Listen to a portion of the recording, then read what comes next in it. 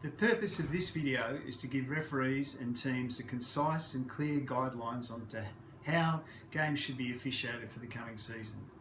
There's been an agreement in all competition that games still need to be called tightly.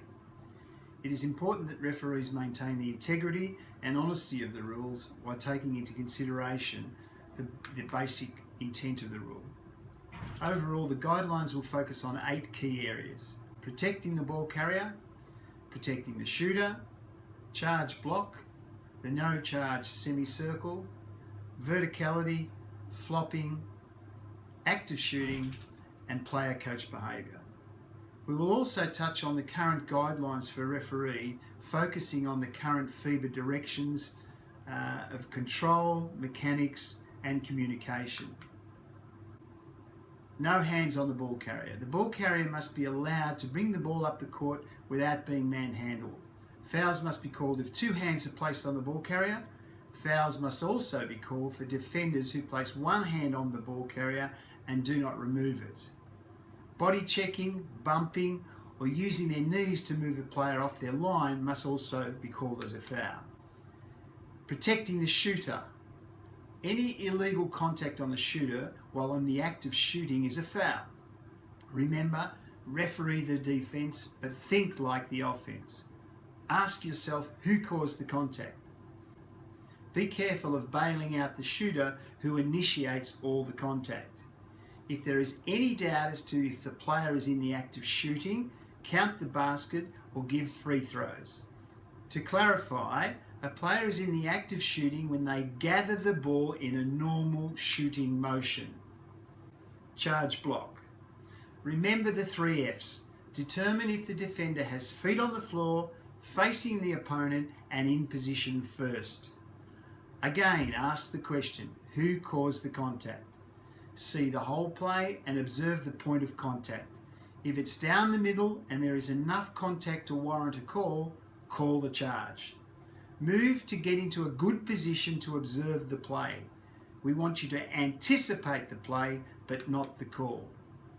Referee the defence and think like the offence. Establish if the offensive player breaks the imaginary vertical plane of the defender. If not, and the player goes to the floor, decide it is incidental contact or consider it as a flop. As per last season, if there is an element of doubt, the call is to favour the offence, and as such a block will normally be called. This is not to be used as a cop-out by the officials. We expect good defence to be rewarded with the appropriate call or no call as required. The no charge semicircle. Remember, the purpose of the no charge semicircle rule is to not reward a defensive player who has taken a position under his own basket in order to draw a charging foul against the offensive player who is in control of the ball and is penetrating towards the basket. A player is considered to be inside the no charge semicircle when the defensive player has 1 foot or both feet in contact with the semicircle. No charge semicircle. Officials are reminded that the no charge semicircle rule only applies when the offensive player in control of the ball is airborne on an attempt to shoot or pass and is not illegally using his arms, hands, legs or body. If in doubt, officials are to consider that the defensive player is inside the circle and apply the rule as such. Verticality. A defender is allowed his space within his own cylinder from the floor to the ceiling. If a defender establishes a legal guarding position, jumps straight up with his arms not moving outside their cylinder and contact occurs, it is usually incidental, no call. Protect the shooter, but still maintain a balance between offence and defence. Do not bail the offensive player out by calling an unnecessary foul on the defence. Flopping. When a player falls down to fake a foul in order to create an unfair advantage by having a foul called unjustly on an opponent, or to create an unsportsmanlike atmosphere amongst the spectators towards the officials, in other words, embarrassing the officials, such behaviour shall be considered as unsportsmanlike. There are too many examples of contact that surprisingly results in reactions not equal to the contact. We need to judge the severity of the contact and then ask the question, does it warrant a call?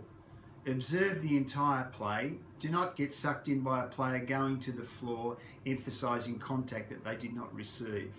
In other words, don't fall into rewarding the players who overemphasise contact. Flopping or faking should be penalised as follows. Call the obvious flop or fake as an automatic technical foul immediately on the player. Or issue at the next appropriate opportunity an official warning to the player with the official flopping signal, ensuring the warning is communicated to both the player and the player's coach.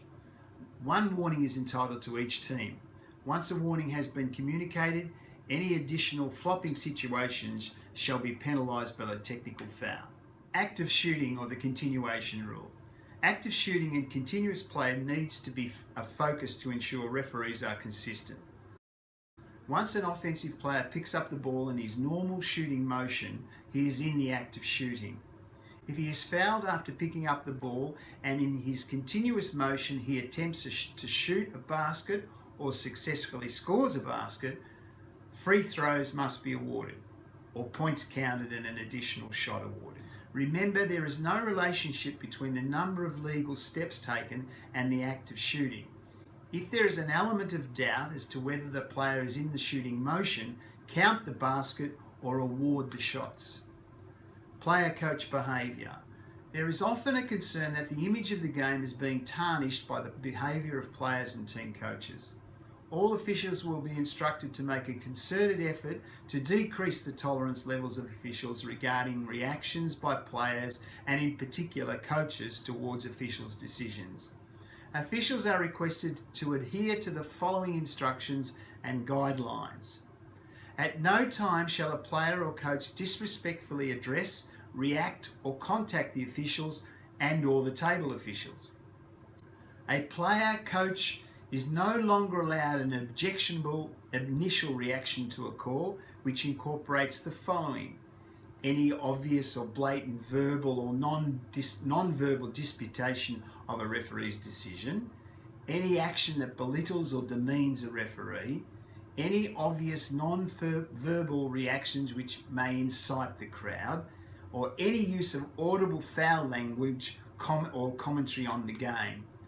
Referees should not allow coaches to either enter the court or leave the team bench area except during a charge timeout to address the team, provided they remain within the vicinity of their team bench area. If they are attending to an injured player, or if they are courteously requesting a timeout or requesting statistical information from the score table. Referees should not allow any continuous questioning towards the officials or continual commentary of the game. Referees should also not allow assistant coaches or bench players rising to their feet to complain about referee decisions. Referees should not allow coaches to become the centre of attention with theatrical gestures and constant complaining. Referees are encouraged to try where possible to prevent from calling a technical foul by anticipating and reading the problem and consequently addressing the coach's behaviour before having to deal with it with a technical foul.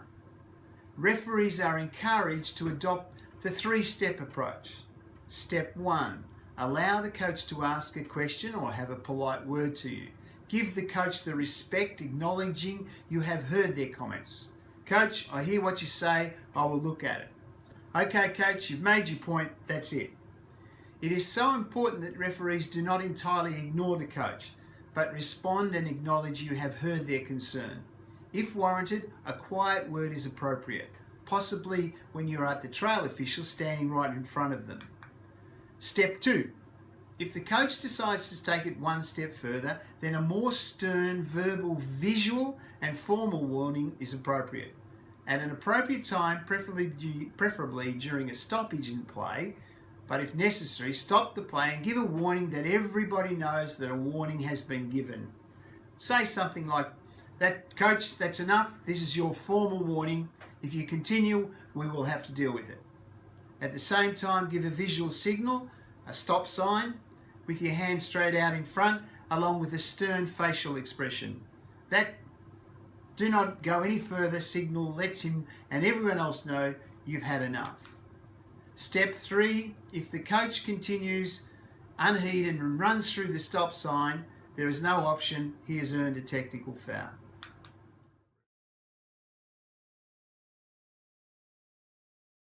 Instructions for referees. The referees are to control the game, focus on the basic mechanics, positioning to achieve better decision-making accuracy. We have a need to maintain the philosophy of calling the game tighter. Less management, but more control. Call the obvious plays, don't call the flies and miss the elephants. Call the first contact.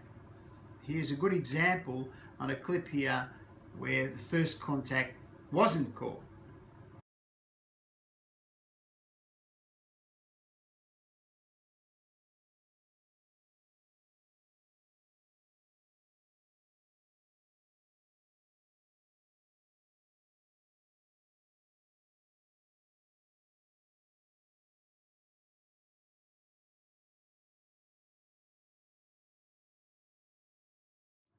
Work to maintain consistency. The three elements of consistency is your individual consistency from the referee, consistency from referee to referee, and consistency from game to game. Read the game, look for signs and react. Positioning. Look after your primary coverage area.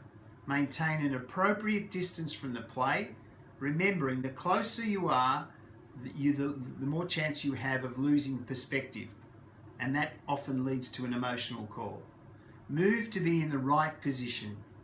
Be stationary, however, when you're making a judgment. So you move, stop, observe, decide. Move to maintain an open angle. Work to be on a 45-degree angle.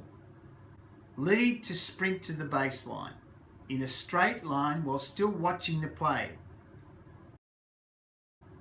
Once you get to the baseline, you have more time to look at the play and observe. Remember the principles when calling a foul in a double whistle situation, particularly with a charge block. Blow your whistle, raise your arm with a clenched fist. Observe and be aware of your partner. Do not commit to a foul signal. Allow the referee who is closest to the play or to whom the play is coming towards to make the call. Here we have an example of a clip where these instructions weren't followed.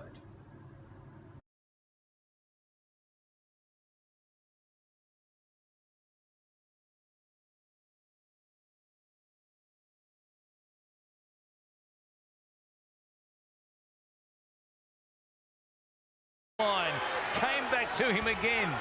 They still charge on one side of the court and a call of a block on the other side. It is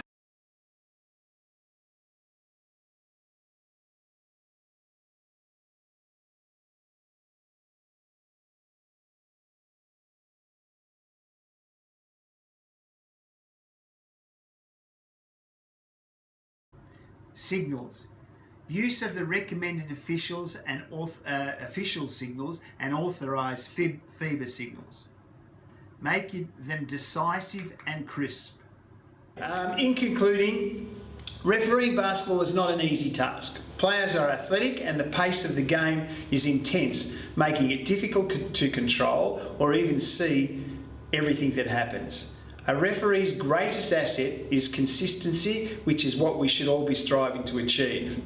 We never stop developing. Use all of the resources available to you to help you improve. There are many parts that go to make up our great game. Refereeing is one of them.